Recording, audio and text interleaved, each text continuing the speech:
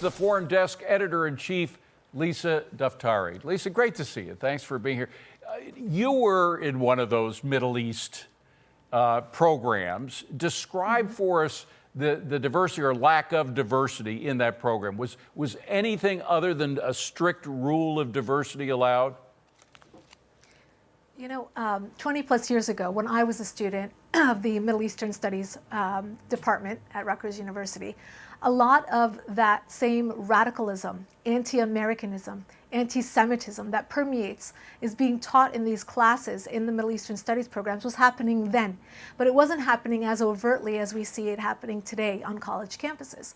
And what I write in this op-ed is to shut it down. Of course, if you read the piece, you know, I end up saying we have to vet these programs. Obviously, we want these programs to be open. Obviously, we want to have free speech. We want students to learn the discipline of the Middle East and learn about it. Until then, we can vet classes, we can vet professors, and this discipline could be taught under the political science department or international relations or what have you.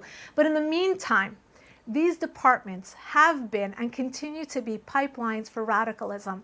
They are funded by foreign countries, by foreign institutions that want something for that money. So we see them having access to making decisions about the syllabus, making decisions about the professors, making decisions about who gets the scholarships, and of course what is being taught, the talking points, the narratives that are being taught, the map that's being shifted and changed. So what they're learning about Israel, what they're learning about the United States, all of that being shaped in these classrooms. And of course, a lot of speakers that are anti-America, anti-the West, socialists coming to campus and spewing these talking points that lead to the grotesque anti-Semitism that we saw on campuses, with Jewish children hiding in fear of what was going on in these encampments and the brutality that was following them after class.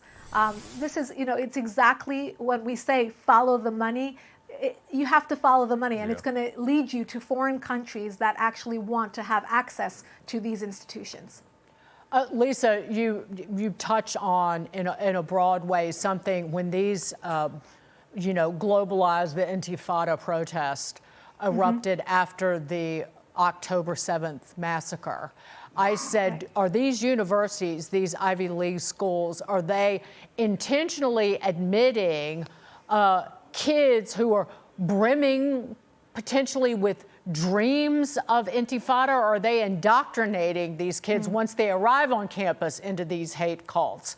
But I wonder, even if you got rid of these studies programs, you still have radical professors who are teaching in different departments, who are teaching in different areas of study, who are there to, again, indoctrinate these kids into hate cults.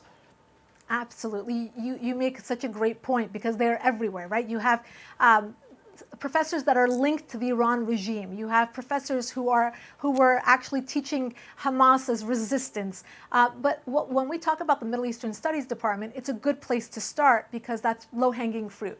A lot of these radicals are either being attracted to the profession of teaching because it gives them a formal and prestigious platform to spew their hatred.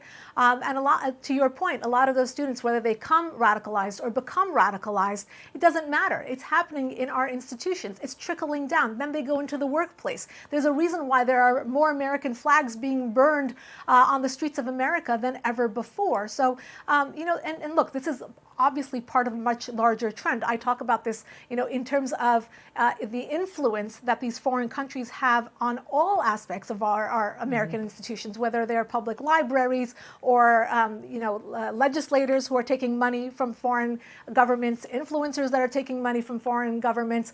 K through 12 education is infiltrated. College education is infiltrated. So, I mean, looking at the Middle Eastern Studies Department, that is a place that is very much concentrated. And I will say this, look, when people like you or I would give money to a university, our name would go on the outside of the building. When these foreign countries give money, they want to go inside. They want to go inside. Lisa, great to see you.